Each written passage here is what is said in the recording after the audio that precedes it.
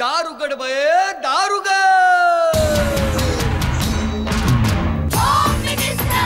कोणाला बघ, शाळेला उशीर होतो. आज कामवाली बाई पण नाही आली. पदरावरती जर तारीचा मोर नाचरा हवा, संसारातून वेळ काढून खेळ खेळूया नवा. मानतेकर पैठणी घेऊन आला.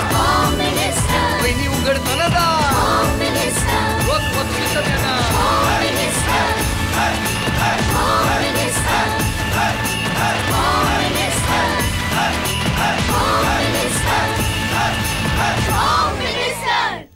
नमस्कार. होम मिनिस्टरमध्ये मी आदेश बांदेकर आपणा सगळ्यांचं मनापासून स्वागत करतो. नागाव बंदर अलिबाग इथे आपण आलेले आहोत आणि इथे राहणाऱ्या सौ अंजली अतुल गुरव या वहिनींना भेटून आजच्या भागाला सुरुवात करणार आहोत. आजच्या भागात काय घडणार तेही बघणार आहोत. नागाव सुंदर असा परिसर रायगड जिल्ह्यातला. आणि हो, एक गोष्ट सांगायचीच राहिली, या पट्ट्यामध्ये फिरत असताना खूप गोष्टी माहिती होत जाते. म्हणजे जसं मुंबईपासून निघालं की गेटवे ऑफ इंडिया किंवा रेवसच्या धक्क्यावरून बोट पकडून जर आपण या दिशेने आलो, म्हणजे भाऊच्या धक्क्यावरती किंवा गेटवे ऑफ इंडियाला बोट पकडायची, लॉन्च पकडायची आणि मग पुढे प्रवास करत आपण जर रेवस किंवा मांडवा धक्क्यावरती आलो, तिथून अगदी जवळच ही सगळी ठिकाणं आहेत. नागाव आहे.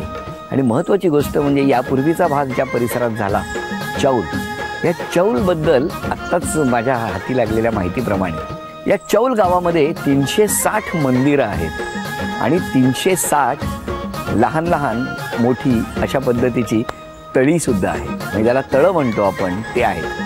काय सुंदर गाव असेल. पुरातन देवळं या परिसरात बघायला मिळतात आणि उंच टेकडीवर असलेलं दत्ताचं मंदिर जिथे दर गुरुवारी खूप गर्दी असते, तेव्हा अशी ही ठिकाणं रायगड जिल्ह्यात आहेत, अलिबागपासून अगदी हाकेच्या अंतरावर. तेव्हा आता सुरुवात करूया आजच्या गप्पांना. भेटूया गुरव कुटुंबाला.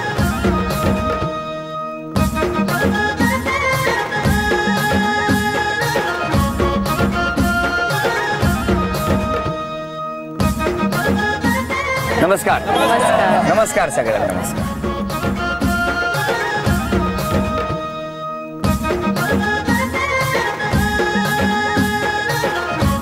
घ्या उखाणा. सासू माझी प्रेमळ, सासरे माझे हौशी, अतुलरावांचं नाव घेते होम मिनिस्टरच्या दिवशी. वा वा वा वा. स्वतः बनवतो. तुम्ही स्वतः बनवलंय? किती छान. नारळापासून आहे का? हा, करवंटीचं. वा वा. करवंटीपासून बनवलेली ही सुंदर अशी कला तुम्ही स्वतः बनवता. या 2 सुपाऱ्या आहेत का? हा. त्या पण इकडच्याच वाटतं. थँक्यू. बाबा नारळ. पुष्पगुच्छ. नारळ कुठल्या माडावरचा? द्या आता ओळख करून. हे माझे मिस्टर. नमस्कार. हे सासरे. नमस्कार. ह्या सासूबाई. नमस्कार. ही माझी मम्मी. नमस्कार मम्मी. नमस्कार. हे माझे पप्पा. नमस्कार पप्पा. ही ननंद आहे. नमस्कार. हा माझा भाऊ. हा. ही माझी काकी. नमस्कार. ह्या आत्या. नमस्कार. त्या काकी. नमस्कार. ह्या माझ्या आजी सासू. बरं बरं बरं. हे माझे काका. नमस्कार. हे पण काका. आणि हे सगळ्या क्लास मधल्या फ्रेंड्स आहेत आणि ते काकीचे सगळे नातेवाईक वगैरे आणि सगळे आमच्या नागावचे. बरं, सगळ्यांना ही नमस्कार. माझी मुलगी. वा वा वा. छान छान छान. चला, सगळ्यांची ओळख झालेली आहे. आता सुरुवात करूया आजच्या गप्पांना. गुलाबापेक्षा नाजूक दिसते शेवंती, ईश्वर सुखी ठेवो नारायण श्रद्धाची जोडी हीच विनंती. उंबरठ्यावरील माप ओलांडून निशिकांतरावांच्या घरी आले, सासू सासऱ्यांच्या रूपाने मायबाप लाभले.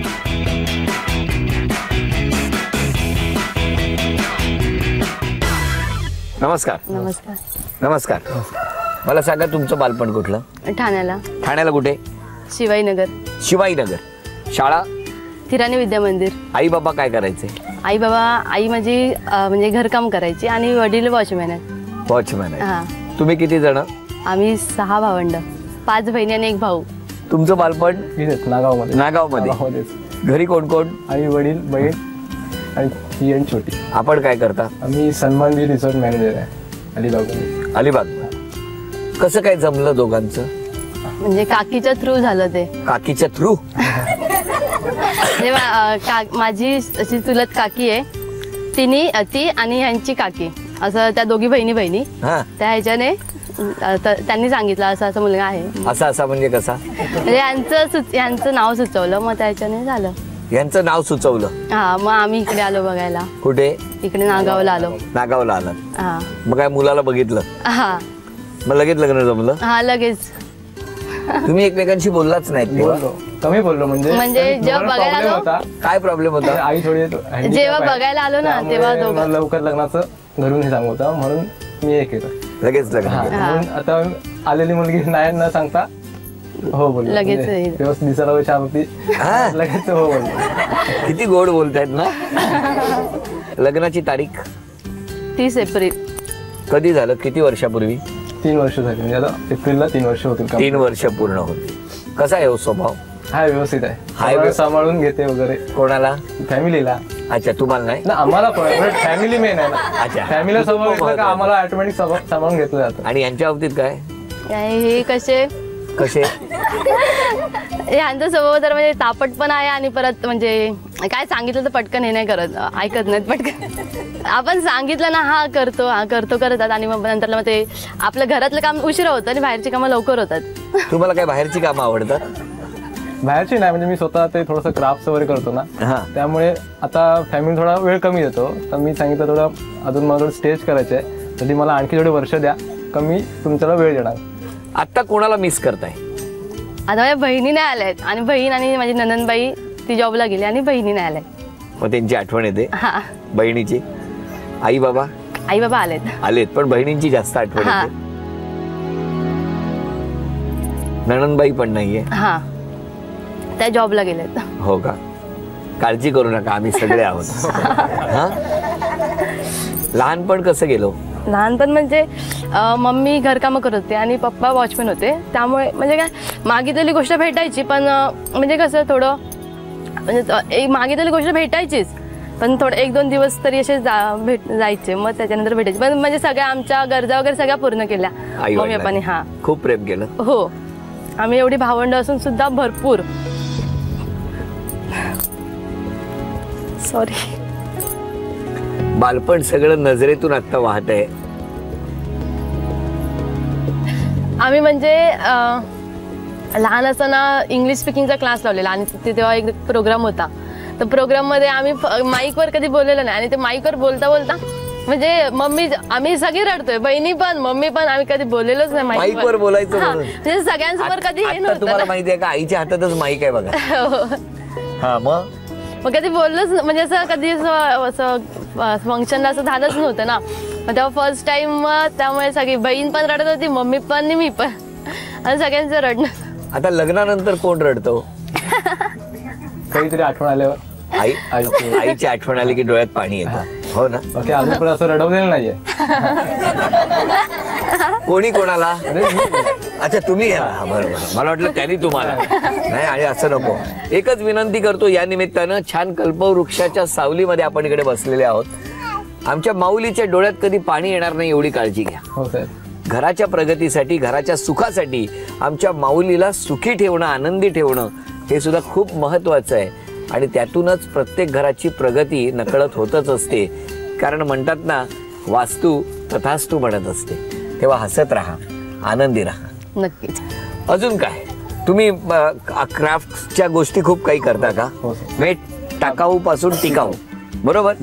हे कुठे शिकला? ते का वाटलं तुम्हाला करावं असं? का वाटलं म्हणजे पहिले आर्थिक परिस्थिती कमी डाऊन होती, त्यामुळे टाकाऊ ही कन्सेप्ट पहिली घेतली. म्हणजे नारळ, वेस्टेड बॉटल पासून करायला लागलो. नंतर लग्न झाल्यानंतर थोडासा प्रॉब्लेम यायला लागले, हे ते वगैरे, असं खर्च वाढत झाले. त्यामुळे ती कला एक्सपेंड करण्याचा प्रयत्न केला. ती आता चालू केलेली आहे.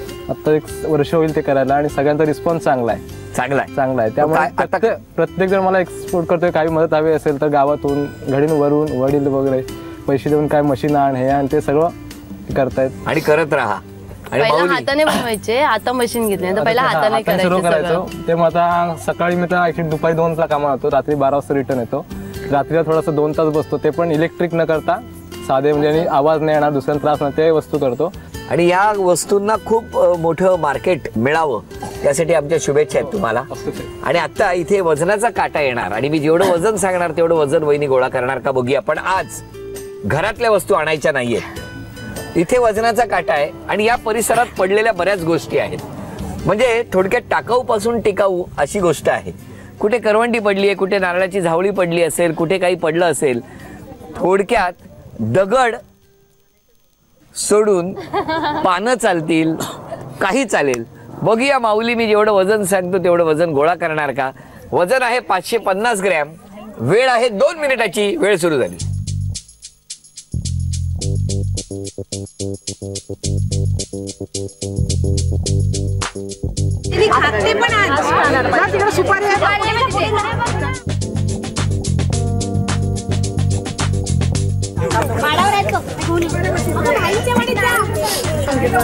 एक मिनिट पूर्ण झालेला आहे.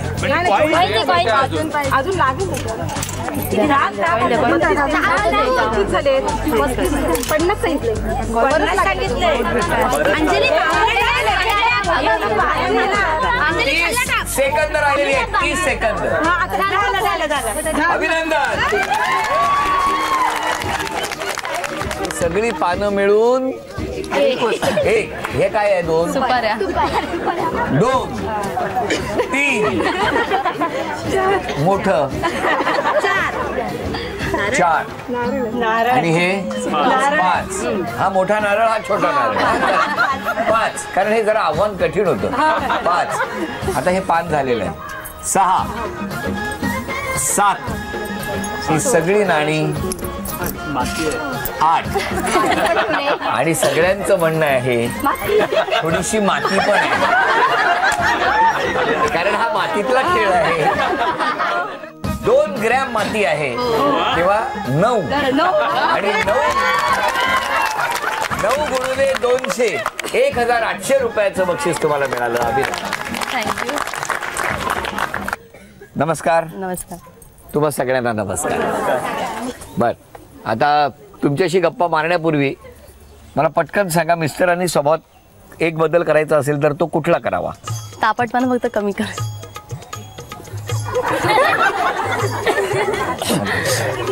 हे बघितलं काय आहे? मुंबईहून आलो. बरं, तापटपणा काय म्हणणं आहे? काहीतरी होतं ना, ऐकलं नाही का? कुठले ऐकलं नाही होतं. मग कधी कमी होणार तापटपणा? होणार. ऐकलं का होणार ना आता? खरं बोला. हो, मग खोटं बोललात तर वरनं नारळ पडेल. उद्यापासून तापटपणा कमी. आजपासून बघा. थँक्यू. आणि नाही केलं तर लक्षात ठेवा, वाडीत आलात का नारळ पडणार. लक्षात. तुम्ही सांगा, आमच्या ताईने, आमच्या वहिनीने स्वभावात काय बदल करायला पाहिजे? थोडं स्पीड वाढवलं पाहिजे कामाचा. म्हणजे थोडं लो आहे गाडी. एक सांगू तुम्हाला, त्यांनी स्पीड वाढवला नसताना तर मगाशी बक्षीस त्यांना मिळालंच नसतं. आत्ता वाढवला. हा, काहीतरी होतं डोक्यात मिळणार म्हणून त्यासाठी. काय म्हणणं आहे? वाढवेन स्पीड. वाढवणार नाही तर मोटर लावावी लागेल तुम्हाला. हा, जरा वेगानं काम करा, एवढंच त्यांची इच्छा आहे. तुम्ही सगळेजण आता इथे आहात, घरातले आहेत, शेजारचे आहेत, मित्रमैत्रिणी, आप्त, नातेवाईक सगळे आहात. पटकन सांगा, या दोघांबद्दल तुमच्या मनातल्या ज्या भावना आहेत त्या व्यक्त करा. सासूबाई का? चला, सुनेबद्दल सांगा. चांगली आहे, व्यवस्थित आहे. हा, जरा कामाला जरा स्लो आहे जरा, आणि कुठचं काम करायचं मला सांगितलं मी न करते म्हणून मला जरा राग येतो. बाकी एकदम कसला राग येतो? म्हणजे असं मला सांगत नाही ना, म्हणजे घरात मी मोठे म्हणजे मला सांगायला हवं ना. बरोबर, सांगत नाही. हा, मग मला जरा मग राग येतो. मग बाकी जरा 5 मिनिटं तेवढं थांब, बाकी मग बरोबर आहे तुमचं. म्हणजे मला आता कळलं, यांचा जो राग आहे तो तिकडनं आलेला आहे.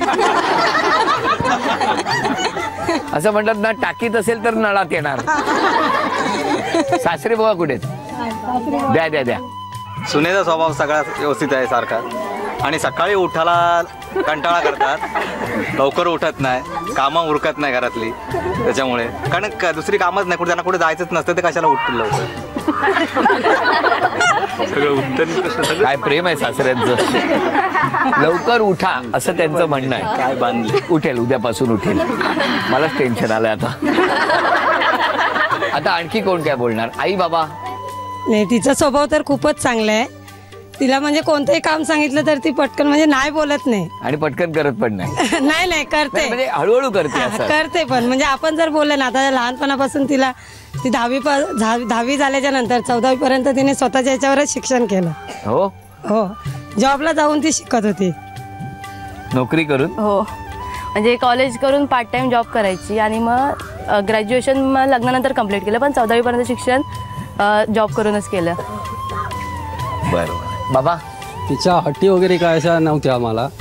ती आपली शांत स्वभावानंच असते आणि कधी कोणाला लहान असो मोठा असो आपलं मानाप्रमाणे सर्वांना ती हाक मारते.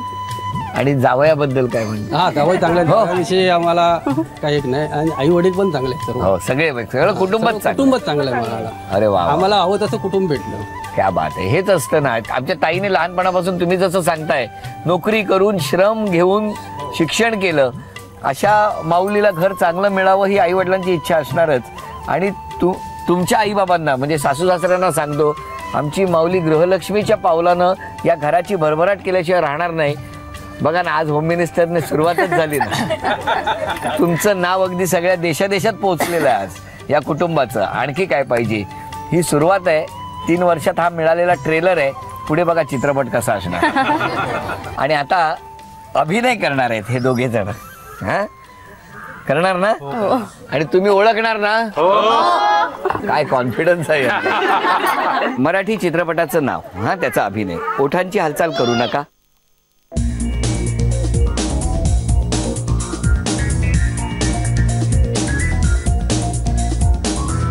बोल नका. हो, आम्ही दोघं राजा राणी. आपली माती आपली माती आपली माती आपली माणसं माती माझी माय माझी माती आपली माती आपली माती आपली माती आपली माती आपली माणसं. अभिनंदन. बरोबर. अभिनंदन. झी मराठीकडून हे मोत्याचे झुमके तुम्हाला. आता मराठी गाण्याचा अभिनय. हा, ओठांची हालचाल झाली तर जाणार बक्षीस. डमरू वादळ गाणं म्हणा, गाणं म्हणा.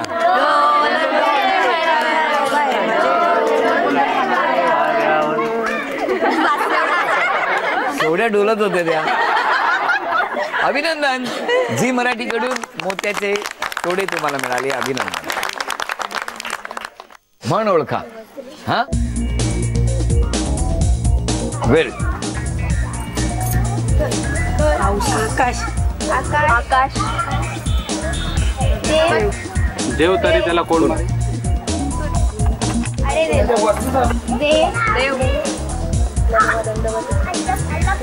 नारळात पाणी. देवाची करणी नारळात पाणी. झी मराठीकडून चिंचपेटी तुम्हाला मिळाली. अभिनंदन. या माऊलीने सगळी बक्षिसं मिळवली हसता हसता. पण हे नाव जाहीर होत असताना ताई तू इकडे पटकन. तू ये पटकन इकडे उभी राहा. नाव सांग. अनुश्री आशिष जोशी. बर, ठीक आहे. शाळेचं नाव सांग. Saint Joseph. अभ्यास करा बाळा. आणि एक चिठ्ठी काढ यातली. थांब,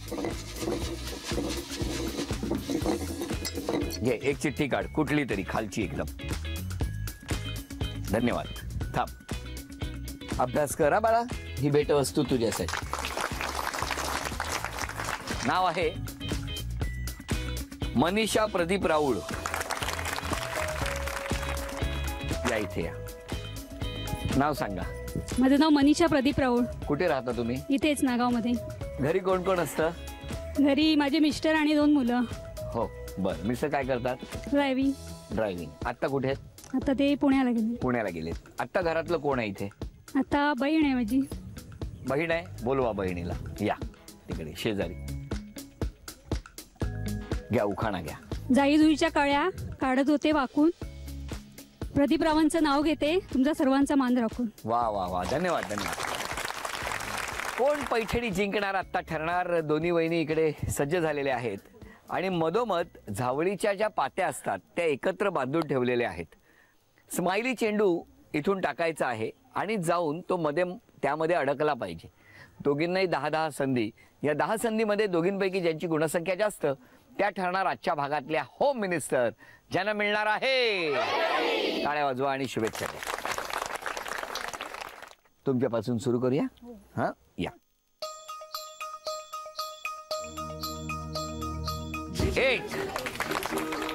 2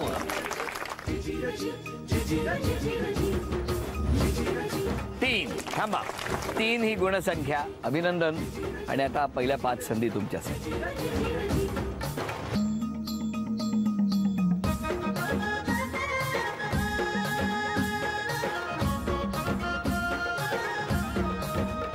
थांबा. पुढचे 5 तुम्ही टाका.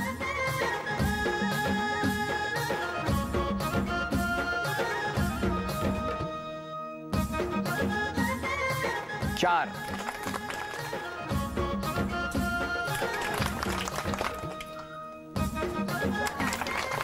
बघूया 5 तरी व्हायला पाहिजेत गुण. अभिनंदन. झी मराठीकडून ही भेटवस्तू तुमच्यासाठी. अभिनंदन. ही भेटवस्तू झी मराठीकडून यांच्या मिस्टरांना द्या. हा, उपविजेत्या ठरल्या गुरव वहिनी, त्यांना झी मराठीकडून हे चांदीचं नाणं. अभिनंदन. आजच्या भागात होम मिनिस्टर ठरल्या राहुल वहिनी, त्यांना तथास्तु पुणे यांच्याकडून ही पैठणी. अभिनंदन.